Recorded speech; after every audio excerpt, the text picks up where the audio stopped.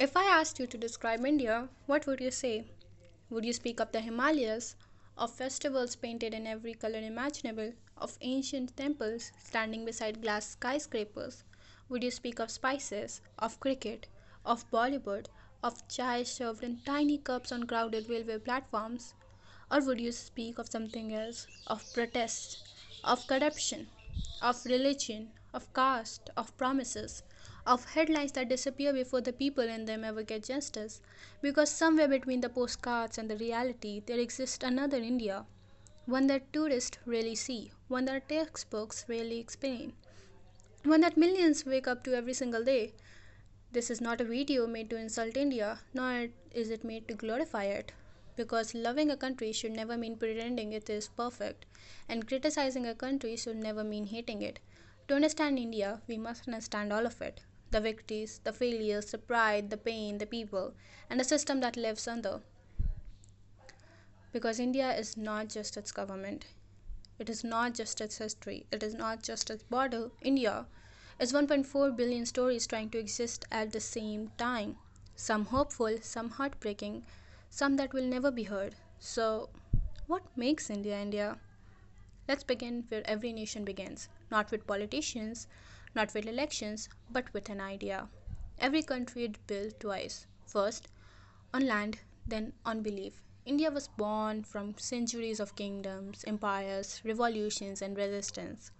People from different languages, different religions, different cultures, different traditions. Some who had been enemies, some who had never even met, yet somehow they were expected to become one nation. It sounded impossible. Maybe that's what made it extraordinary. When India gained independence, the challenge wasn't merely to remove colonial rule. The greater challenge was asking, now what? How do you unite hundreds of languages, thousands of communities, countless traditions under one flag without forcing everyone to become the same?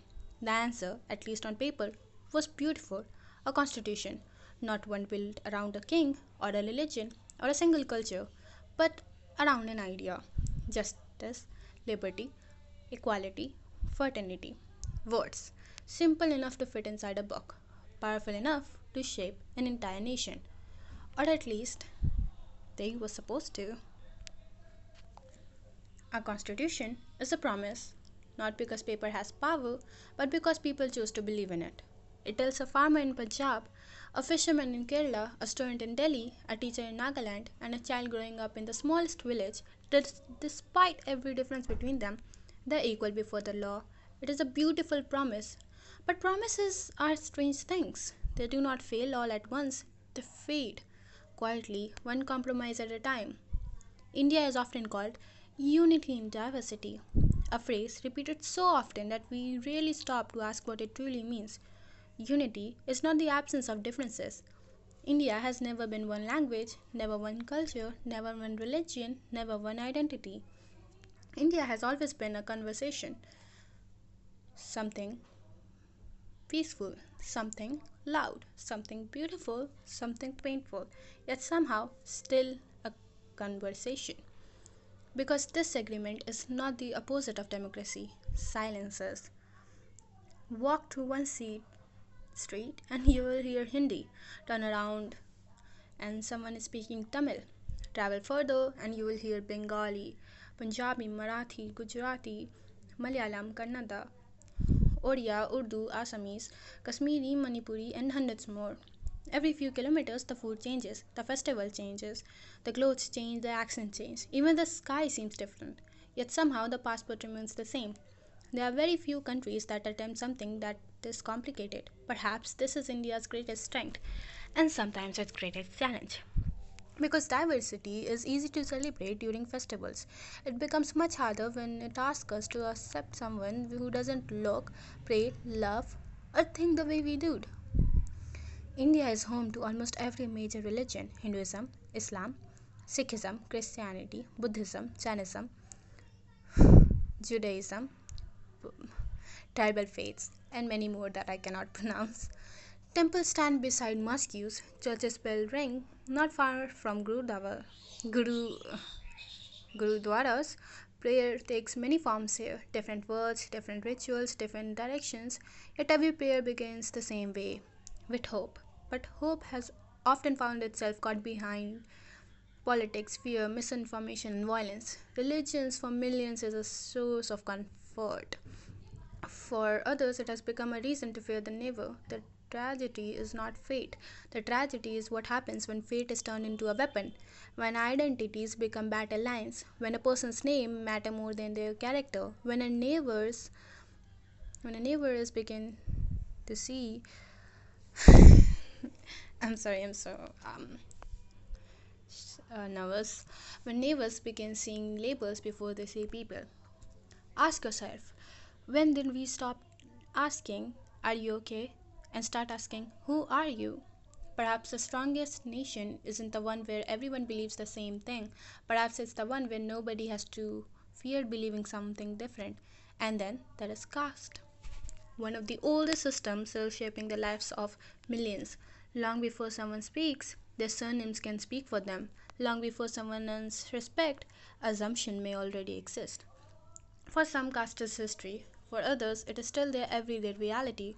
A reminder that equality, even when written into law, takes much longer to reach people's life. Because changing legislation takes years, changing societies can take generations. India has made progress, there is no denying that. Yet progress and problems can exist at the same time. To celebrate one while ignoring the other is not patriotism, it is denial, and no country has ever solved the problems it refused to acknowledge.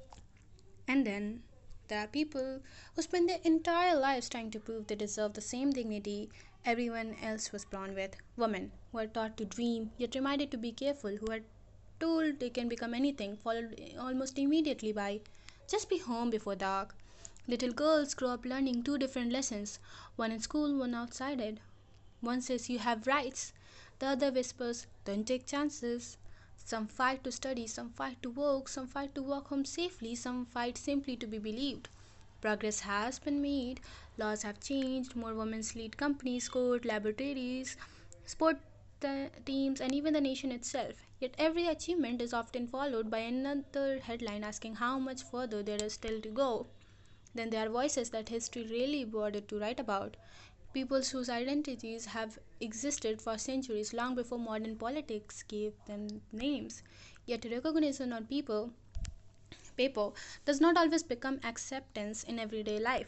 For many transgender people, the struggle is not only about legal rights, it is about finding employment without discrimination, finding healthcare without humiliation, finding a home without rejection, finding a family that chooses love over shame.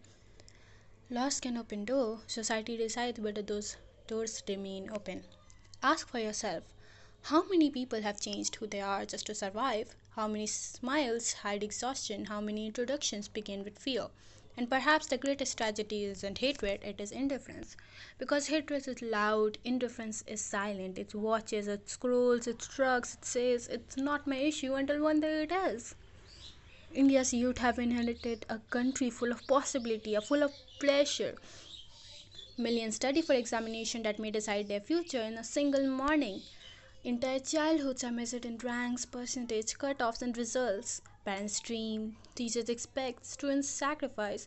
Years of effort can depend on a few hours inside one examination hall. And when questions about fairness, transparency, or accountability begins to emerge, it is not surprising that young people find themselves raising their voices. Because education is not just about masks. It is hope, and hope, once broken, it is difficult to rebuild. This generation grew up holding smartphones before newspapers.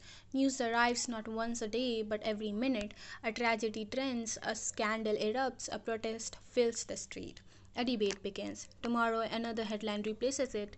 The internet has given the internet has given people a louder voice than ever before. It has also given misinformation, division, and outrage the same microphone. Never before has information traveled this fast. Never before has truth had to compete so fiercely for attention. So, before we ask who is right, perhaps we should first ask how do we know? Because a democracy cannot survive if facts become optional. And a society cannot move forward if every disagreement becomes an enemy. Power. It is one of the few things that every society needs, and one of the few things every society fears. Because power on its own is neither good nor evil, it is simply becomes whoever is trusted to hold it. This is why democracy was never designed to place blind faith in leaders, it was designed to place limits on them. Because history has always asked the same question: who watches the people in power? Every election, millions stands under the same sun, waiting, finger marked with ink, believing that a single vote is louder than 1,000 promises. Same vote, some vote for hope, some vote for change, some vote for stability, some vote because generations before them fought for the right thing to do so. The ballot box is one of the democracy's greatest inventions. But voting is only the beginning. Democracy doesn't end when the results are announced. In many ways, there is where it begins.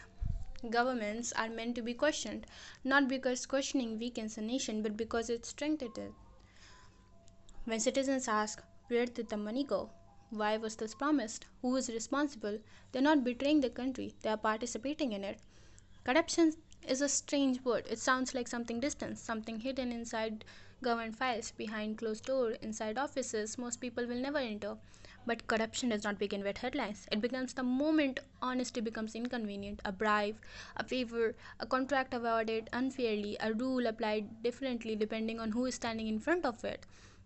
Sometimes it is measured in crores, sometimes it is measured in silence. Every rupee lost to corruption is not just a number, it could have been a classroom, a hospital bed, a bridge, a scholarship, a road that has never developed because someone's greed arrived first. Corruption rarely steals from government, it steals from ordinary people who never realize what was taken from them. And yet, the story is never simple. For every official who abuses power, there are people who spend decades serving honestly. For every institution that disappoints, there are people within it trying to make it better. Because no system is made only of laws, it is made up of human beings. Perhaps that is why change always feels so low. Institutions can be rewritten with signature, culture cannot, trust cannot, integrity cannot. Those things are built on decision at a time, one generation at a time. So maybe the question isn't simply who should govern. Maybe the harder question is what kind of citizens are we becoming? Because governments reflect people more often than the people would like to admit. If we celebrate honesty, honesty grows. If we reward division, division grows. If we stop asking powers, sorry, if we stop asking questions, power stops giving answers. And history once again finds itself writing the same chapter with different names.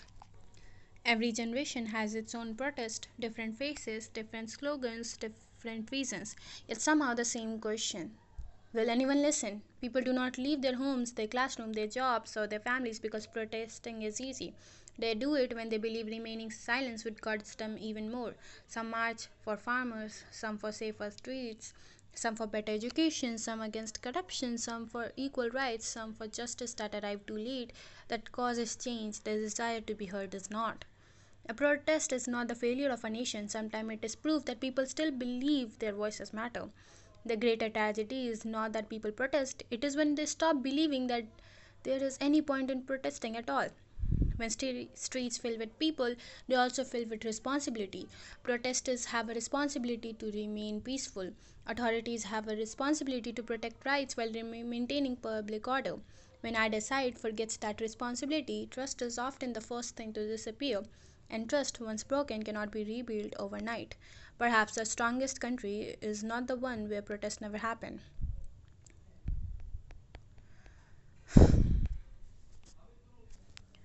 Every nation has a dream.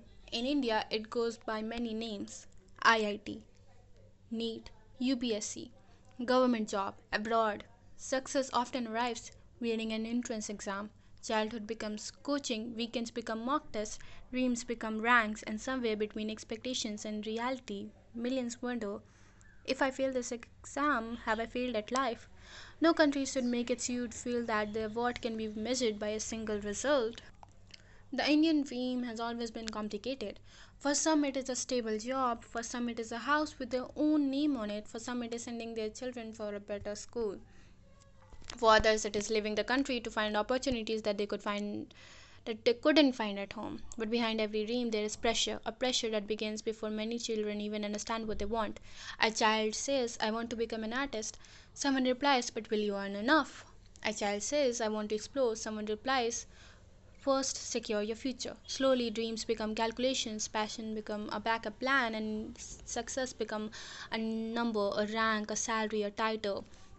India has produced some of the world's greatest minds scientists, engineers, doctors, artists, entrepreneurs. But behind every success story, there are millions whose story remain invisible. Students who worked hard but lost opportunities, young people searching for jobs, families spending years preparing for a better tomorrow. Because unemployment is not just a statistic, it is a person waiting for a chance, a graduate holding a certificate and wondering, was all that effort enough? A parent who sacrificed everything in hopes their child will have an easier life, a young person with talent but nowhere to use it. And this creates one of the biggest contradiction, a country full of young people, ideas and ambition, yet many still struggle to find a path forward. So the question remains, how do we build a future where our dreams are not decided only by privileges, where talent matters as much as opportunities, where a child's future depends less on where they were born and more on what they became? India is a country of contradictions, a place where the future and the past exist in the same frame. A rocket launches towards the moon, while somewhere else a village still waits for basic facilities. A city builds glass towards towers reaching the sky, while another family wonders how to afford their next meal.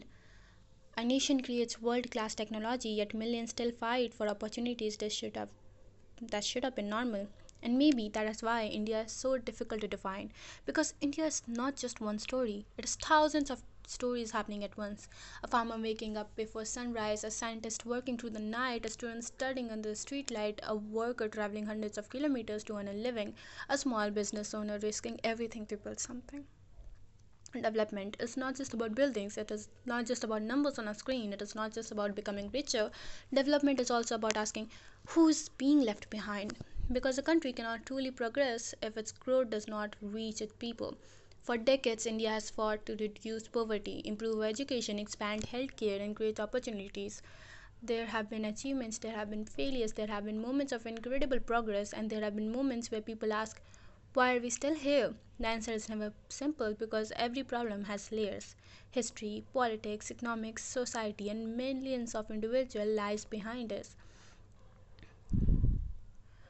But perhaps the biggest challenge is not where India can grow, it is where India can grow together. Because progress should not only be measured by how high we can reach, but it should also be measured by how many people we take with us. A nation is not built only by its tallest building, it is built by the hands that create them. So, after everything, after the history, the struggles, the achievements, the failures, the protests, the questions, the dreams, we'll return to the beginning. What makes India India? Is it the mountains, the rivers, the languages, the festivals, the food, the colors? Yes, but it is more than that. India is not only we will proudly show the world, it is also what we quietly struggle with. The problems we admit, the problems we avoid, the conversations we are afraid to have. A country is not perfect because it has no problems. No country is. A country is strong because its people still believe problems can be solved.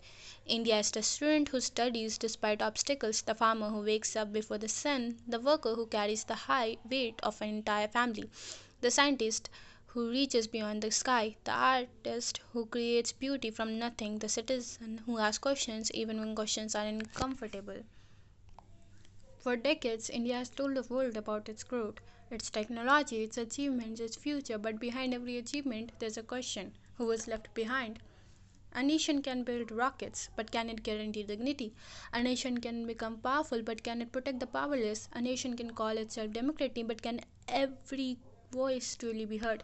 The problem is that it's not that India has flaws, every country does. The problem begins when flaws become normal, when corruption becomes expected, when discrimination becomes tradition, when injustice becomes another headline, when people stop being shocked because they have seen it too many times. The world sees the monuments, the celebrations, the progress, but millions also experience the other India, the India of unanswered questions, the India of delayed justice, The India where some people fight not for success but for basic rights. And maybe the biggest question is not, is India a great country? Maybe it is great for whom? Because a nation's true character is not measured by how it treats the powerful, it is measured by how it treats those without power. Until the gap between the promise and the reality begins to disappear, India will remain a country of contradictions, a country with incredible potential, and a country still struggling to face itself. Thank you. My socials are linked. Yeah, and I'm so sorry for stuttering. I'm just so nervous.